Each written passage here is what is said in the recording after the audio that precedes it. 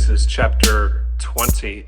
Abraham has just witnessed God destroy Sodom and Gomorrah. Now, this is a mean thing for God to do. Many people around the world have a problem with the biblical description of the account because they can't conceive of a loving God being so mean. Let me just say, sometimes the loving thing to do is also the mean thing to do when a nation or a society is producing so much injustice and violence against the world that the result is a just war against that nation, one nation fighting against another on the basis of threat or worldwide violence or threat of worldwide violence. Like that becomes just, even though it's a mean thing to do. And Sodom was on par with the Genesis 6 world. They were unrighteous in their hearts. They did not believe in God. And like in Genesis 6, their selfish ambition and entitlement was leading to violence, non-mercy,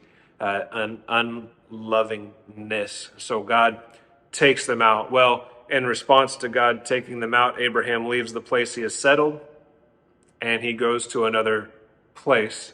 And he meets a king, Abimelech, and he deceives the king by leading him to believe that Sarah is not his wife. And this king takes Sarah to be his wife. Now that's awkward because Sarah is old, but apparently she's really, really like beautiful for her age. So this king takes Sarah to be his wife, and God comes to Abimelech in a dream and says, "Hey, what are you doing? This woman's married.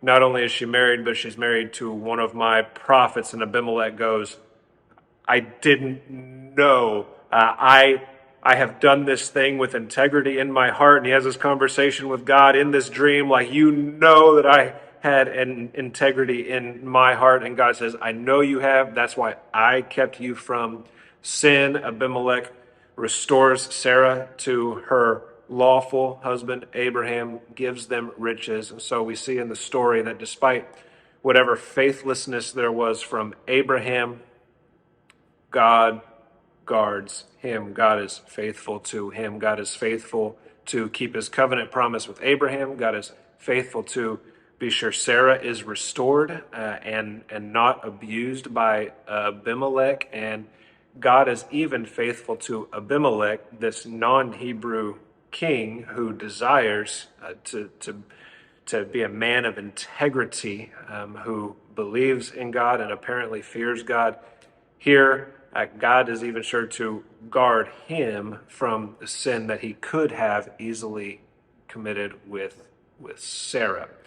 In this passage of Scripture, I learned a few things, but the chief thing I see is the faithfulness of God to his people. I'm greatly encouraged by the faithfulness of God to the people he has chosen for himself. As we see in this passage, it is not good for us to assume that everyone else is not God-fearing. Abraham makes that assumption and goes into sin.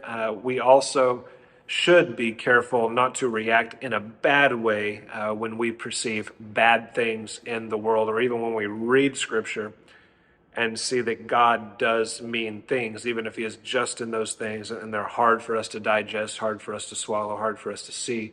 God does mean things. He does them for good. He is just in doing those things. But in our seasons of faithlessness, when we do react to God in a way that isn't fitting for the faith that we have, in our seasons of faithlessness, of doubt, God remains faithful. He remains faithful to his promise to save his people, to save us.